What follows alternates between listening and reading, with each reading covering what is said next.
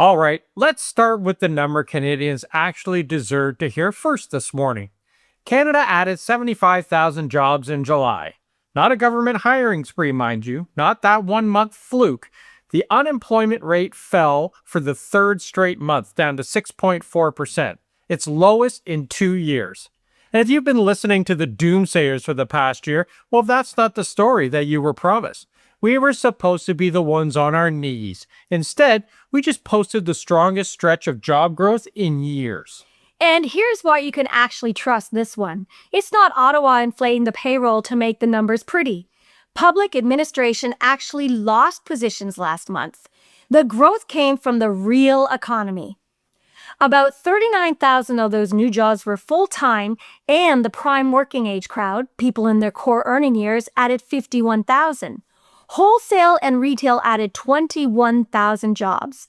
Finance, insurance, and real estate added 18,000. Professional and technical services added 17,000. Construction, another 16,000. Ontario jobs alone added 52,000 jobs. This is private sector money and private sector confidence showing up where it counts. Now, I'm not going to pretend that we don't have problems, because we do. Housing in Canada is brutal, and I'll come back to that because it's real and it does deserve to be honestly addressed. But here's the thing about direction of travel. It's a different direction than the one we've been lectured to expect. And to really appreciate what Canada just did, you need to look at what happened on the other side of the border the very same morning, because the two reports came out almost side by side. The United States reported its unemployment rate fell to 4.1%, and Washington treated it like a victory lap. But 4.1% is a costume. The only reason that number dropped is that 264,000 Americans stopped being counted as job seekers at all. They didn't get jobs. They left the labor force entirely. Listen, when you're not looking for work, you don't show up in the unemployment rate. You don't become employed. You become invisible. And that's the whole story hiding inside that headline. The labor force participation rate, the share of American adults actually working or looking for work, fell to 61.4%, the lowest it's been since early 2021, right in the middle of the pandemic lockdowns. So the unemployment rate went down while the participation rate went down as well, which is the one combination that should never be spun as good news. A country isn't healthier when the people stop trying. It's the opposite. And the people actually living through it feel it more than the charts show. U.S. employers cut 23,000 jobs in July when they were supposed to add around 100,000. And then the revisions came in. May and June were both marked down sharply. 103,000 fewer jobs than Washington originally reported across those 2 months. So this isn't one bad month. This is a labor market that's been quietly leaking for a whole quarter. And the people who sell the boom narrative just keep looking the other way. And the sectors doing the leaking, they tell you whose pocket it actually hits. Local government education shed about 50,000 jobs. Retail lost 19,000. Financial activities, they lost 14,000. Those are the jobs that carry the American middle class, the ones people build a life on. The white-collar and Main Street work that families actually depend on is the thing that's getting cut. That's a pattern, and that's a pattern that shows up in a failing confidence number. So let's look at that confidence number. American consumer confidence has been sitting at recessionary lows. The University of Michigan's index has been hovering in the mid-50s, which is the kind of territory you see when people are genuinely worried about their own money. Not the stock market, their own money. And they're worried because their paychecks aren't keeping up. U.S. hourly earnings are growing at about 3.2% a year, and that's been slowing for months. Meanwhile, the tariffs that were supposed to protect those workers are pushing up the price of groceries, cars, building materials, gas. So pay raises are getting smaller while the cost of living keeps climbing. You don't need an economist to tell you what the math feels like when you're going to fill the tank. And all of this is happening while the people running the country keep insisting that the economy is booming. So you've got a widening gap between what Americans are actually living and what they're actually being told. And that gap is where resentment starts. Even the economists who get paid to put a positive spin on the US economy couldn't do it this time. The chief economist at one of the big job sites basically said, you can't put lipstick on a pig. So when a guy who's paid to cheerlead is reaching for farm metaphors, well, the spin machine, that's officially run out of road. Sorry, I thought you were talking about Trump for a minute there. So now, let's put the two neighbors side by side, because that's the picture that should make every Canadian stand a little taller today. On one side, a country cutting 23,000 jobs, revising its earlier numbers down by more than 100,000, and watching its participation rate fall to pandemic-era lows, all while telling its own citizens to feel confident while consumer sentiment sits near recessionary lows.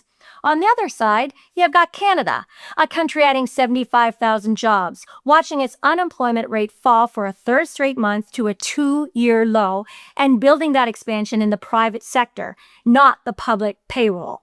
And the psychology is diverging just as hard as those numbers. In the United States, the people who run the country keep telling their citizens that everything is fine, while the citizens keep telling every pollster that it isn't. In Canada, it's the reverse. We spent a year being told we were about to be crushed, that the economy was going to tank, and that we'd come crawling back. And instead, we've got 3 straight months of falling unemployment, jobs being created in the private sector, and a sense that this country is finding its feet. The confidence gap between the two countries is as big as the jobs gap. And that confidence gap is the thing that actually outlasts any single jobs report, because confidence is what drives the real decisions. Where a family moves, where a young person starts their career, whether a business hires, whether a person stays.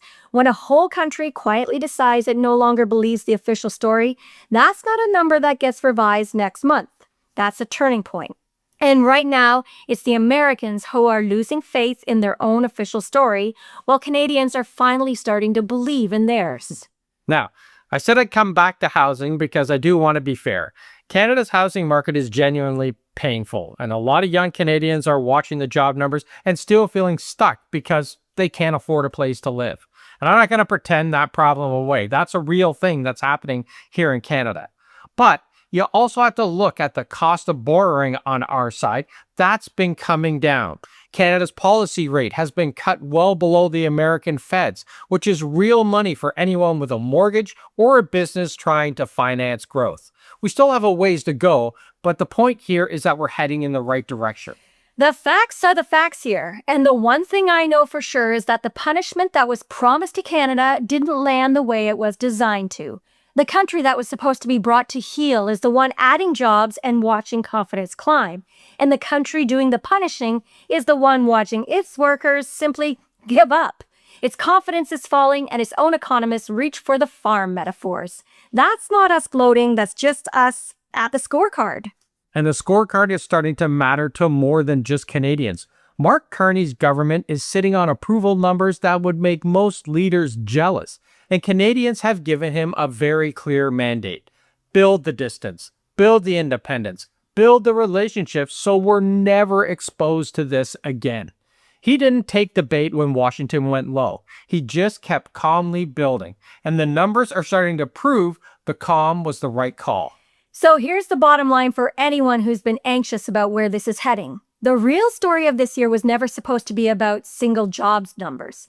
It was about whether a country told to fall in line would break or would find its footing. And what those numbers are starting to say is that the country that was supposed to break is the one standing a little taller, while the country doing the punishing is the one losing faith in its own story. Canada plus 75,000, United States minus 23,000. And if you're wondering which one to trust, follow the confidence.